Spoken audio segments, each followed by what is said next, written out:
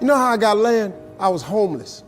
And I used to fish all the time. I wasn't fishing playing. I was fishing catching fish because I drive to a rest area because I kept charcoal in my trunk. And when I got to them little grills on the side of the rest area, I'd take my charcoal and I'd fry my fish.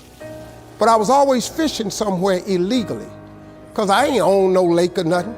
And I catch a string of bass, probably get 6, 7 on there. Hey, what are you doing over here? Get away, get out of here. I pull my string up. Hey, them fish don't belong to you. Let them fish go. I got to take all them fish off the hook and throw it back in the water. He didn't know, man, that I'm trying to eat, but I can't break no law, so I got to go on about my business.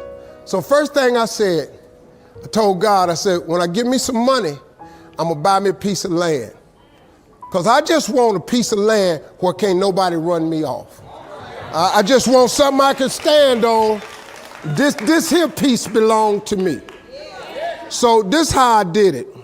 I was reading something one day and I said, man, how much land is on earth? So I looked it up. It's a little over 36 billion acres of land on earth. At the time, it was between 5 and 6 billion people on earth. It's a little over 8 billion now. So I did a little hood math. I said to myself, if it's 36 billion acres of land and it's 6 billion people, just to me, everybody ought to have 6 acres of land. It was a scripture my mom used to tell me about all the time. She said, you have not because you ask not. So guess what I started asking for? 6 acres of land. Just wanted 6. So I messed around and got my first piece of money. I got me a check for about $115,000. So first thing I did, went to Dallas, Texas, said I'm gonna buy me some land. I found a piece of land, I thought it was perfect. Had a fishing lake at the end of it, because I love to fish. I said, man, this piece I'm gonna buy right here. Let me talk to somebody. I was with a real estate agent. I said, how much is this? He said, it's $250,000. I can't afford this. I said, I got about 115. He said, I don't think you're gonna be able to get it for that, but I'll make a call. So he called the guy. The guy said he would take 115 now and I could pay him the rest later. And before I did it, I said, hey man, let me ask you something. How much land is that? He said, oh, that's 6 acres. It was 6 acres. I got ready to sign it up. The real estate agent said, Mr. Harvey, before you sign that, I want you to think about it. I want to show you something else. So he took me over to this dude's house. I never met this guy. He came outside, he's a hillbilly. He's just country. You know, I was a little nervous. Me and hillbillies don't really, we don't normally work that good together. His name was Jerry Campbell.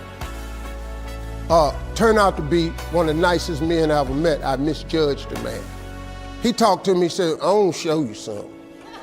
And I go over there and I couldn't believe it, man. It had rolling hills on it. It had 4 lakes on it, fishing ponds. I said, man, look at this right here. How many acres is this, man? He said, 16 acres. I said, man, I can't afford nothing like that. He said, well, hold on, I'm in a tide right now. How much you got? I said, well, I was gonna do this other piece of land. I got 115 I'm gonna pay now. And if you give me a year to pay out the rest of it, I could buy it from you like that. He said, tomorrow morning, if you bring me a $115,000 check, I'm gonna give you this land. So I got the 16 acres of land the next day. So I said, wow, that's how it worked. You have not because you ask not. I asked for 6. Soon as I was gonna buy the 6, he put some grace on it. Next thing you know, I got 16 for the same money. So I got to thinking, I got a couple partners in Cleveland that's locked up. They not getting out of prison. So I asked God, could I have a 6?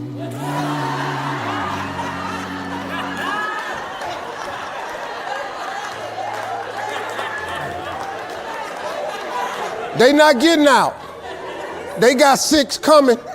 Hey, Lord, can I have A6? So you know what he did? Some land opened up next to it. I bought 18 more acres. I bought it. So I went back up to Cleveland. I was hanging out one day. My boys was on the corner. I told them, I said, look, man, I can't hang out on corners no more. I'm trying to get my TV career started. Oh, you done changed, man. This what's happening. So now you done got this little money. You done forgot where you from. I said, okay, hey, Lord, can I have A6 too? So I see right now, yeah, I see what's happening right there. They ain't finna go nowhere.